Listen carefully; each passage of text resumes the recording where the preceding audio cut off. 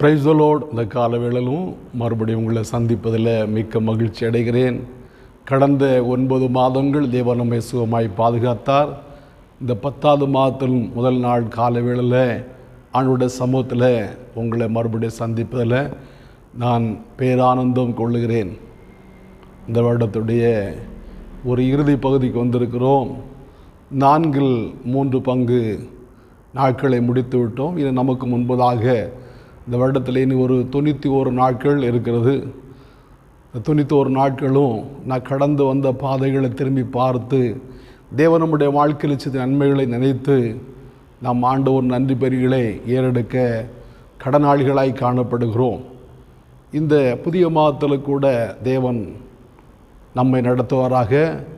இந்த நாளிலும் நான் ஒரு வேத வசனத்தை தியானிப்போம். 1 சாமுவேல் 1:17 வசனம். 1 சாமுவேல் 1:17 அதற்கு ஏலி, சமாதானத்துடனே போ, நீ இஸ்ரவேலின் தேவனிடத்தில் கேட்ட உன் விண்ணப்பத்தின்படி அவர் உனக்கு கட்டளையிடுவாராக என்றார். இந்த வேத வசனத்தில் நான் வாசிக்கும்போது நாம் ஒருவேளை இந்த வசனம் நமக்கு ரொம்ப பழக்கமான வசனம். ஆனால் இந்த வசனத்தின் மூலமாக தேவன் இந்த நாளில் நம்மோட பேச இருக்கிறார். அந்நாள் என்று சொல்லக்கூடியதான ஒரு சகோதரி தேவ சமூகத்தில் போய் மனங்கசந்து அழுது ஆண்டுடைய சமூகத்தில் ஜெபம் பண்ண நாள். நீங்கள் அந்த அந்நாளை குறித்து வாசிக்கும்போது அவளுக்கு பிள்ளை இல்லை, அவளுடைய சக்களத்துக்கு பிள்ளைகள் இருந்தது.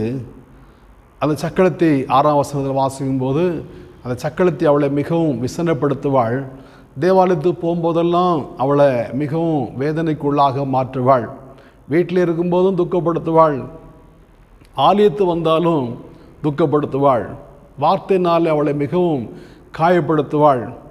புருஷனிடத்தில் இப்படி பெண்ணினாள் இந்த வார்த்தைகளை சொல்லி திட்டுகிற அப்படின்னு சொன்னால், நீ ஏன் கவலைப்படுற, நீ ஏன் அழுற, நீ ஏன் சாப்பிடாமல் இருக்கிற அப்படின்னு ஒற்றை வார்த்தையில் இந்த காரியங்களை முடித்து விடுவார். அவளுடைய துக்கத்தை பகிர்ந்து கொள்ளவோ அவளுக்கு ஆறுதல் சொல்லவோ வேறு வார்த்தைகள் எல்கானாவுடைய வாயிலும் இல்லை. ஒரு நாள் அவள் தேவ சமூகத்தில் ஆலயத்துக்கு போனார்கள் குடும்பமாக. தேவ சமூகத்தில் எல்லாரும் புசித்து குடித்ததான அந்த வேளையில் இவள் சாப்பிடாம தேவ சமூகத்தில் போய் அவள் மனங்கசந்து அழுதாள். அந்த இடத்துல அவள் தனித்து விடப்பட்டிருக்கிறாள். அவளுக்கு ஆறுதல் சொல்ல யாருமே இல்லை, அவளோட கூட துக்கப்பட யாருமே இல்லை, அவளோட கூட ஜெபிக்க யாருமே இல்லை. பெண்ணினாள் துக்கப்படுத்துகிற அப்படின்னாலே அந்நாள் தேவ சமூகத்தில் வந்து மனங்கசந்து அழுது ஜெபிக்கிறான். எல்கானா கூட அந்நாளோட கூட ஜெபிக்க முன் வரவில்லை. நீங்கள் ஆதியாகமம் 25 அதிகாரத்தில் வாசிக்கும்போது பிள்ளை இல்லாத மனைவிக்காக ஈசாக்கு ஜெபித்தார், ரெபேக்காளுக்காக. ஆனால் இந்த அந்நாளுக்காக எல்கானா ஜெபிக்க முன் வரவில்லை. காரணம், பெரியநாளுக்கு பிள்ளைகள் இருக்கிறது, பெரியநாள் சந்தோஷமாக இருக்கிறா. ஆகையினாலே அந்நாளை அவன் கண்டுகொள்ளவில்லை என்று நாம் சொல்ல முடியும். அந்நாளோட கூட அவள் ஜெபிக்க வரவில்லை. இவள் தனித்து வந்து தேவ சமூகத்தில் தன்னுடைய இருதயத்தை உடைத்து ஊற்றினாள். எப்படி உடைத்து ஊற்றினா, தேவ சமூகத்தில் அமைதியோடு கூட ஜெபம் பண்ணா. இந்த ஆலயத்தில் வேறு யாருமே இல்லை. அந்த ஆலயத்துடைய ஆசாரியன் ஏலி வாசற்படியில் உட்கார்ந்துருக்கிறாரு ஒரு ஆசனத்தில். அவர் கூட என்னோட துக்கத்தை கேட்டு விடக்கூடாது, என்னுடைய துக்கம் அவருடைய காதில் கூட விழுந்து விடக்கூடாது, என்னுடைய கஷ்டத்தை ஆண்டவர் மாத்திரம் தெரியப்படுத்த வேண்டும் சொல்லி அவள் அமைதியோடு கூட வெகு நேரம் விண்ணப்பம் பண்ணினாள். ஏலி அதை பார்த்து கொண்டிருந்தான். அவருடைய முகம், அவருடைய வாய் அசைந்தது, சத்தம் கேட்கப்படவில்லை என்று நாம் வேதத்தில் வாசிக்கிறோம். பிரியமானவர்களே, அந்த அளவு அந்நாள் தேவ சமூகத்தில் போய் மனங்கசந்து வெகு நேரம் அழுது தன்னுடைய காரியங்கள் எல்லாவற்றையும் ஆண்டவரிடத்தில் சொன்னாள். ஏலி அவளை பார்த்து கேட்கும்போது அவள் சொல்கிறான், மனக்லேசமுள்ள ஸ்திரீ, வெகு நேரம் ஆண்டவருடைய சமூகத்தில் அழுது ஜெபித்தேன், என்னுடைய இருதயத்தை உடைத்து ஊற்றினேன் என்று அவள் சொல்கிறதை காண்கிறோம். ஆனாலும் அவள் எந்த விண்ணப்பத்தை பண்ணினாள் என்று அங்கே சொல்லப்படவில்லை. எனக்கு பிள்ளை இல்லை என்று ஏலி இடத்துல சொன்னதாக தெரியவில்லை. என்னை விசாரிக்க யாருமே இல்லை என்று அவள் சொல்லவில்லை. வெகு நேரம் தேவ சமூகத்தில் மனங்கசந்து அழுதாள். நான் நினைக்கிறேன் அவள் அழுது முகமெல்லாம் வீங்கி இருக்கும், அவள் துக்கத்தினால கண்ணீர் வெடித்து முகம் எல்லாம் அழுக்கடைந்து இருக்கும். தேவ சமூகத்தில் அவள் மனம் கசந்து அழுது விண்ணப்பம் பண்ணினாள், இருதயத்தை உடைத்து ஊற்றினாள். அந்த விண்ணப்பம் ஒருவேளை ஏலிக்கு தெரியவில்லை, எல்கானாவுக்கு தெரியவில்லை, அவளை சக்களத்தி ஆகிய அந்த பெண்ணினாளுக்கு தெரியவில்லை. தேவனுக்கு தன்னுடைய காரியங்களை தெரியப்படுத்தினாள். வெகு நேரம் தேவ சமூகத்தில் அழுது ஜெபித்தாள் என்று வாசிக்கிறோம். பாருங்க, அவள் துக்கப்பட்டு கொண்டே இருந்தான், சாப்பிடாமல் இருந்தான், அவருடைய வாழ்க்கையில் பல வேதனைகள் வந்தது, துக்கம் வந்தது. ஆனால் தேவ சமூகத்தில் எல்லாவற்றையும் ஆண்டவரிடத்தில் சொன்னாள். என்னை கேட்கிற அருமையான தேவனுடைய பிள்ளைகளே, உங்கள் வாழ்க்கையில் கூட அநேக வேதனையோடு நீங்கள் காணப்படலாம். உங்களை தேற்ற யாருமே இல்லாமல் நீங்கள் தனித்து விடப்பட்டதான ஒரு அனுபவத்தில் காணப்படலாம். என்னோட துக்கத்தை யாரிடத்தில் சொல்லுவேன் என்று சொல்லக்கூடியதான ஏக்கத்தோடு நீங்கள் காணப்படலாம். ஒருவேளை உங்களுடைய கஷ்டத்தை யாரும் புரிந்து கொள்ளாதவளாக இருக்கலாம்.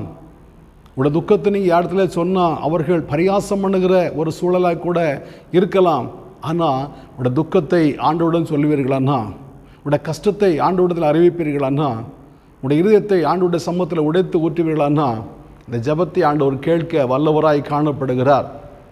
அந்நாள் வெகு நேரம் மனங்கசந்து அழுதாள். நீங்கள் ஒருவேளை இந்த வருடத்தின் ஆரம்பத்திலிருந்து இந்த 9 மாதங்களும் ஆண்டோட சமூகத்தில் அழுது கொண்டிருக்கலாம், இந்த விண்ணப்பங்களை ஆண்டோட சமூகத்தில் ஊற்றி கொண்டிருக்கலாம், அல்லது சில வருடங்களாக ஜெபித்து கொண்டிருக்கலாம், சில வருடங்களாக ஆண்டோட சமூகத்தில் விண்ணப்பம் பண்ணி கொண்டிருக்கலாம்.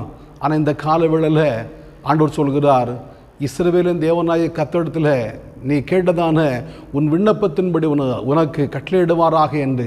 பிரியமானவர்களே, இந்த காலவேளையில் ஆண்டவர் உங்களை பார்த்து சொல்கிறார், இனி இதுவரைக்கும் விண்ணப்பம் பண்ணதான அந்த விண்ணப்பத்தை கர்த்தர் உங்களை கட்டளையிடுவாராக என்று. ஆண்டவர் உங்களுடைய விண்ணப்பத்தை கேட்டு அதுக்கு பதில் தர வல்லவராய் காணப்படுகிறார். ஏலி அந்த அன்னாளை பார்த்து சொல்கிறாரு, உனக்கு இஸ்ரவேலின் தேவனாய் கர்த்தர் உடைய ஜெபத்துக்கு பதில் கட்டளையிடுவாராக. இந்த 27ஆம் வசனத்தில் நான் வாசிக்கும் போது அன்னாள் தேவ சமூகத்தில் வந்து சாட்சியாக சொல்கிறா, இந்த பிள்ளைக்காக நான் தேவ சமூகத்தில் வெகு நேரம் விண்ணப்பம் பண்ணினேன், இந்த பிள்ளைக்காகவே நான் தேவ சமூகத்தில் அழுது ஜெபித்தேன், இந்த பிள்ளைக்காக தான் நான் விண்ணப்பம் பண்ணினேன், இருதயத்தை உடைத்து ஊற்றினேன் என்று சாட்சியாய் சொல்கிறதை காண்கிறோம். என்னை கேட்கிற அருமையான தேவனுடைய பிள்ளைகளே, நீங்கள் கூட இதுவரைக்கும் விண்ணப்பம் பண்ணதான ஜெபத்துக்கு தேவன் பதில் தந்தார் என்று நிச்சயமாகவே இந்த வருட இறுதியில் சாட்சி சொல்வீர் என்று நான் நம்புகிறேன். அன்னாள் தன்னுடைய விண்ணப்பத்தை ஆண்டவர் கேட்டார் என்று சாட்சி சொன்னாள். ஒருவேளை உடனே இல்லை, அதுக்கப்புறம் அவளுக்கு குழந்தை கருதரித்தது, அவள் பிள்ளை பெற்றெடுத்தா. பால் மறந்த பிற்பாடு அந்த பிள்ளையை ஆலயத்தில் கொண்டு வந்து ஏலிக்கு முன்பதாக நிறுத்தி, இந்த பிள்ளைக்காக தான் நான் விண்ணப்பம் பண்ணினேன், இந்த பிள்ளைக்காக தான் நான் அழுதேன், இந்த பிள்ளைக்காக தான் நான் வேண்டுதல் பண்ணினேன், வெகு நேரம் விண்ணப்பம் பண்ணினேன் என்று சாட்சியாக சொன்னாள். அதே சாட்சியை நீங்களும் சொல்லக்கூடும். நீங்கள் எத்தனையோ பிரச்சனைகளுக்காக, வெளியே சொல்ல முடியாத சில பிரச்சனைகளுக்காக அழுது கொண்டிருக்கிறீர்களா? தனிமையில் அழுது கொண்டிருக்கிறீர்களா? தனிமையில் பெருமூச்சு விட்டு கொண்டிருக்கிறீர்களா? யாரிடத்துல சொல்லுவேன் என்று சொல்லக்கூடியதான ஏக்கத்தோடு இருக்கிறீர்களா? கர்த்தர் உங்களுடைய அங்கலாய்ப்பை அறிகிறதான தேவன், கர்த்தர் உங்களுடைய விண்ணப்பத்தை கேட்கிறதான தேவன், ஆண்டவருடைய ஜெபத்துக்கு பதில் தருகிறதான தேவன், பதில் தருவேன் என்று வாக்கு பண்ணுகிறார். இதே போல் இன்னொரு மனிதனை குறித்து நான் வாசிக்கிறோம்.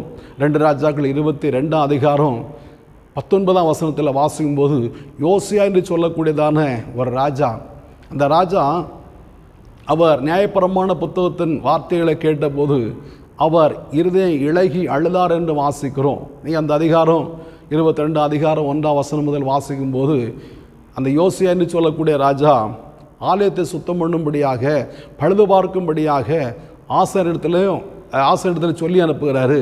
அந்த ஆசாரியன் ஆலயத்தை பழுது பார்த்து கொண்டிருக்கிறார், ஆலயத்தை சுத்தம் பண்ணி கொண்டிருக்கிறார். அந்த இல்கியா என்று சொல்லக்கூடியதான ஆசாரியன் ஆலயத்தை பழுது பார்த்து சுத்தம் பண்ணி கொண்டிருக்கும் போது நியாயப்பிரமாண புத்தகத்தை கண்டெடுத்தார்.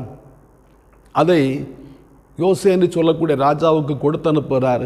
யோசி அந்த வார்த்தைகளை கேட்டபோது இருதயம் இளகி அழுதார் என்று வாசிக்கிறோம். நியாயப்பிரமாணத்தில் என்ன எழுதப்பட்டிருக்கிறது? பிதாக்களுடைய அக்கிரமம் பிள்ளையிடத்தில் 3ஆம் 4ஆம் தலைமுறை மட்டும் விசாரிப்பேன் என்று ஆண்டவர் சொல்லியிருக்கிறார். ஆகினாலே முற்பிதாக்கள், யோசியாவுக்கு முந்தின காலத்தில் உள்ளதான ராஜாக்கள், யோசியாவுடைய தாத்தா, ஒருவேளை அந்த எசேக்கியா ராஜாவுடைய மகன் மனாசே செய்ததான அந்த அக்கிரமங்கள், பாவக்கிரியைகள், தேவாலயத்தில் அவன் விக்கிரகங்களை கொண்டு வைத்தது, ஆண்டோடைய ஆலயத்தை மூடன்தான் அவருடைய முற்பிதாக்கள், யோசியாவுடைய எசேக்கியாவுடைய அப்பா. இந்த முற்பிதாக்களுடைய அக்கிரமத்தை நிமித்தம் தண்டிக்கப்படுவது அல்ல வாதிக்கப்படுவது என்கிறதான அந்த நியாயபரமான வார்த்தைகளை யோசியா ராஜா கேட்டபோது அவர் இருதயம் இளகி அழுதார் என்று வாசிக்கிறோம். அழுது மாத்திரமல்ல, தீர்க்கதரிசியாகி உள்தாளிடத்தில் விசாரிக்கும்படிக்கு அவர் அனுப்புகிறார். உள்தாள் தீர்க்கதரிசி சொல்லி அனுப்புகிறார், நீர் கர்த்தர் முன்பதாக இந்த நியாயபரமான வார்த்தைகளை கேட்டபோது இருதயம் இளகி அழுதபடினாலே, பாருங்க, அந்நாள் மனங்கசந்து அழுதாள். இந்த யோசியா ராஜா இருதயம் இளகி அழுதாராம். இருதயம் இளகி அழுதபடினாலே உன்னுடைய நாட்களில் அந்த தீங்கை நான் வரப்பண்ண மாட்டேன் என்று சொல்லி அனுப்புகிறார். பாருங்க, அந்த எசேக்கியாவுடைய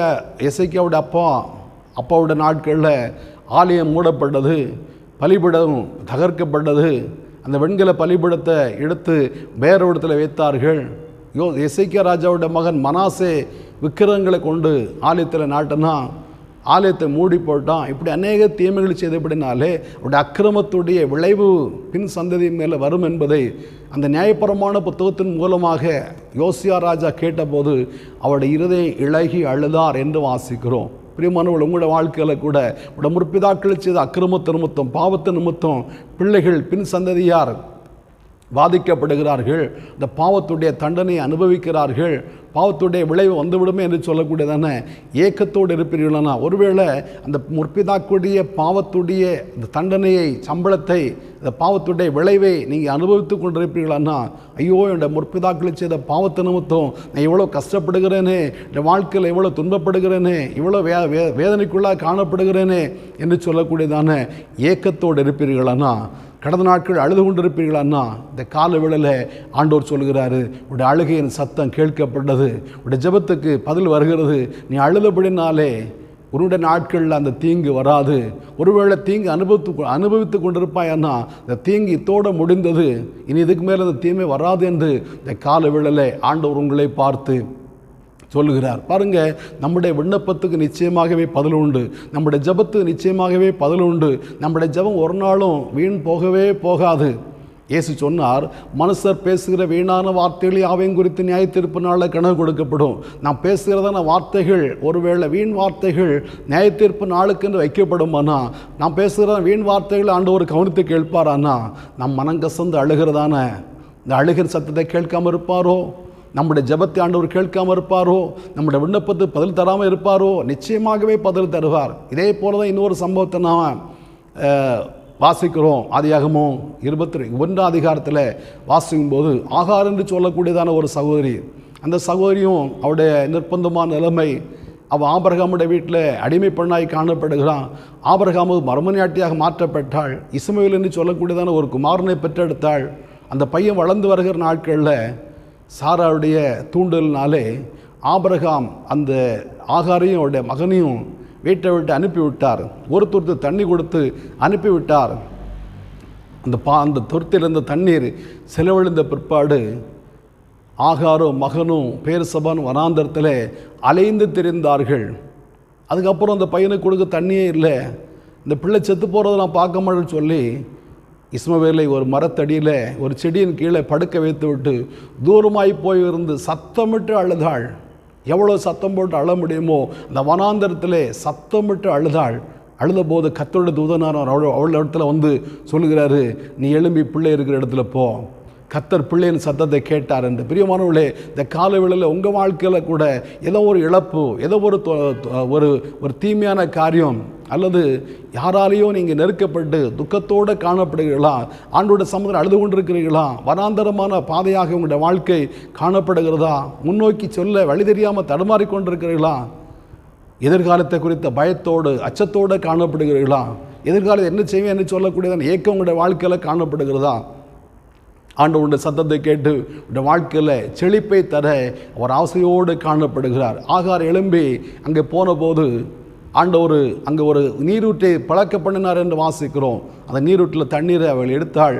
பிள்ளை கொடுத்தாள். அந்த நீரூற்று இன்றைக்கு வரைக்கும் பாய்ந்து கொண்டே இருக்கிறது. பாருங்க, சத்தத்தை கேட்டு, அழுகையின் சத்தத்தை கேட்டு ஆண்டவர் ஒரு பள்ளத்தாக்கை திறந்தார், ஒரு நீரூற்றை திறந்தார். அவருடைய கண்களை எடுத்து பார்த்தபோது அங்கே ஒரு நீரூற்றை கண்டு அந்த தண்ணீரை எடுத்து அவள் புசித்தாள், பிள்ளை கொடுத்தாள் என்று வாசிக்கிறோம். அப்போ உங்களுடைய அழுகையின் சத்தத்தை கேட்டு ஆண்டவர் ஒரு பெரிய ஆசீர்வாத நீரூற்றை உடைய வாழ்க்கையில் கட்டளையிட ஆயத்தமுள்ளவராய் காணப்படுகிறார், எதிர்பார்ப்போடு கூட காணப்படுகிறார். உடைய விண்ணப்பம், உங்களுடைய ஜெபம், உங்களுடைய அழுகை ஒரு நாளும் வீண் போகாது என்பதில் எந்த விதமான சந்தேகம் இல்லை. நிச்சயமாகவே உங்களுடைய ஜெபத்தை ஆண்டவர் கேட்டு பதில் தர அவர் வல்லமை உள்ள தேவனாய் காணப்படுகிறார். இந்த காலவெளியில் ஆண்டோட சமூகத்தில் ஜெபிப்போமா?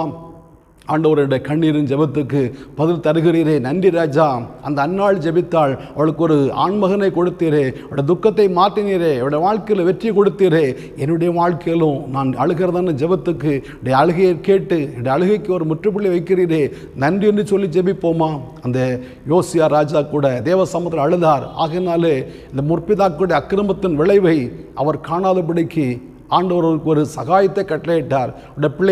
பிள்ளையுடைய காலத்தில் பெண் சந்ததியார்கள் அந்த பாவத்துடைய தண்டனை அனுபவித்தார்கள். ஆனால் அழுதுதான தேவ சமூகத்தில் விண்ணப்பம் பண்ணதானே யோசியோட நாட்களில் அது தேங்கு வரவில்லை. ஆகார் தேவ சமூகத்தில் அழுதாள். அந்த வாழ்க்கையில் ஒரு பெரிய ஆசீர்வாதத்தை ஆண்டவர் கொடுத்தார். அதே போல் இன்றைக்கு அழுது கொண்டிருக்கிற உங்களுடைய வாழ்க்கையில் கூட ஒரு பெரிய நன்மையை ஆசீர்வாதத்தை ஆண்டவர் வைத்திருக்கிறார். தேவ சமூகம் ஜெபிப்போம். நல்ல பிதாவே, நன்றியோடு துதிக்கிறோம். கர்த்தாவே, இந்த காலவேளையில் கூட உங்களுடைய திருமுகத்தை நோக்கி பார்க்கிறோம். அந்நாள் தேவ சமூகத்தில் வெகு நேரம் அழுதாள் ஆண்டவரே. ஏசப்பா ஏலி சொல்லுகிறார், நீ சமாதானத்தோடு போ, இஸ்ரவேலின் தேவனாய கர்த்தரிடத்தில் நீ கேட்ட உன் விண்ணப்பத்தின்படி உன்னை கட்டளிடுவாராக என்பதாகப்பா. ஏசப்பா, நாங்கள் கடந்த நாட்கள், கடந்த மாதங்கள், கடந்த வருடங்கள் நாங்கள் ஆண்டவர் அழுது கொண்டே இருக்கிறோம். எங்களுடைய வாழ்க்கை பயணம் அழுகையின் பாதையாகவே காணப்படுகிறது ஆண்டவரே. நாங்கள் அழுது கொண்டிருந்ததானே கத்தா, விண்ணப்பம் பண்ணி கொண்டிருந்ததானே ஏசப்பா, எங்களுடைய ஜெபத்தை நீர் பதில் தரப்போகிறீரே, நன்றியோடு துதிக்கிறப்பா. இஸ்ரவேலின் தேவனாகிய கர்த்தரிடத்தில் கேட்டதான உன் விண்ணப்பத்தின்படி உனக்கு கட்டளிடுவார் என்று ஏலி சொன்னார். அதே போல ஆண்டவரே உமக்கு ஸ்தோத்திரப்பா. இந்த 1:27 வாசிக்கும் போது ஆண்டவர் அந்நாள் சாமுவேலை ஏந்தி கொண்டு, இந்த பிள்ளைக்காகவே நான் அழுதேன், இந்த பிள்ளைக்கான விண்ணப்பம் பண்ணினேன், தேவன் பிள்ளை தந்தார் என்று சாட்சி சொன்னாலே, அதே போல அந்த வார்த்தையை கேட்கிற ஏசப்பா, ஜெபிக்கிற உம்முடைய பிள்ளைகளப்பா, சாட்சி சொல்லக்கூடிய அளவில் சாட்சியாக உம்முடைய பிள்ளை நிறுத்த போறீரே, நன்றியோடு துதிக்கிறோம் ஆண்டவர். எத்தனையோ வேதனைகள், எத்தனையோ துக்கங்கள், எத்தனையோ கண்ணீர்கள், எத்தனையோ இடுக்கத்தின் பாதையில் உம்முடைய பிள்ளைகள் போய்கொண்டிருக்கிறார்கள் அப்பா. எதிர்காலத்தை குறித்த பயத்தோடு காணப்படுகிறார்கள் ஆண்டவரே. என்ன செய்வோம் என்று சொல்லக்கூடியதான ஏக்கத்தோடு காணப்படுகிற உடைய பிள்ளைகளுக்கு அற்புதம் செய்ய போகிற நன்றியோடு துதிக்கிறோம். அப்பாவுடைய கரங்களை அர்ப்பணிக்கிறோம். இயேசு மூலம் பிதாவே, ஆமேன், ஆமேன். ஆண்டவர் நம்மை ஆஸ்வதிப்பாராக.